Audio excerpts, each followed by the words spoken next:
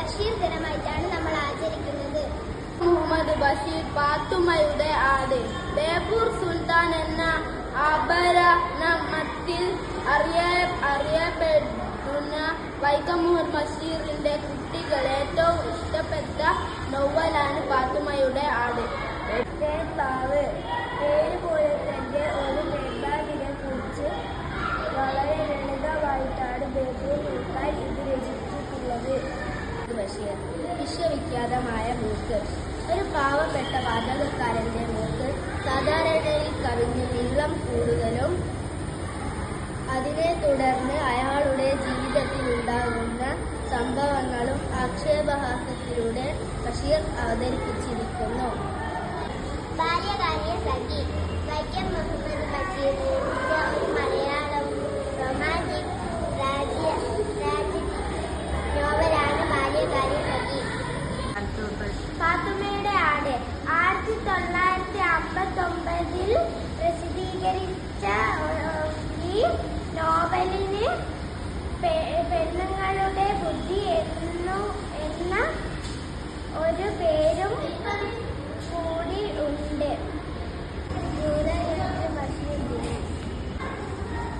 അയൽക്കാരായ മജീദിന്റെയും സുഹറയുടെയും. കൂട്ടരെ, നിങ്ങളെ ഞാൻ നമ്മുടെ പ്രിയപ്പെട്ട മജീദിൻ്റെയും സുഹറയുടെയും ക്ലാസ് മുറിയിലേക്കൊന്ന് കൊണ്ടുപോവുകയാണ്. അവരുടെ അധ്യാപകൻ പിഷാരടി മാഷ് കണക്ക് പഠിപ്പിക്കാനായി അതാ ക്ലാസ് റൂമിലേക്ക് പോവുകയാണ്. നാരായണി, ഹനീഫ, അബ്ദുൽ റഷീദ്, അബൂബക്കർ, മണ്ടശിരോമണി. നമുക്കിന്ന് ലേശം കണക്ക് പഠിച്ചാലോ?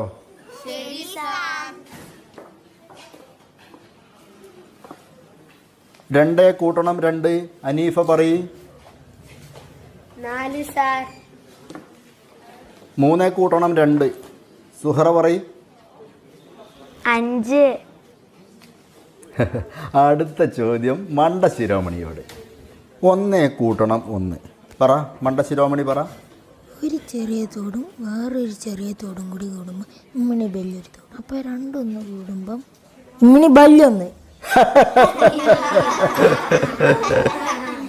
മജീദ്, നീ മണ്ട ശിരോമണി തന്നെ. നിനക്ക് ഞാൻ ഇമ്മിണി വലിയ സമ്മാനം തരാം. നീട്ടടാ കൈ. 1 2 3 4 5 6. ഈ 6 അടിയും കൂടി ഇമ്മിണി വലിയൊരു അടിയായിട്ട് കൂട്ടിക്കളാം കേട്ടോ. ഇരിക്കവിടെ.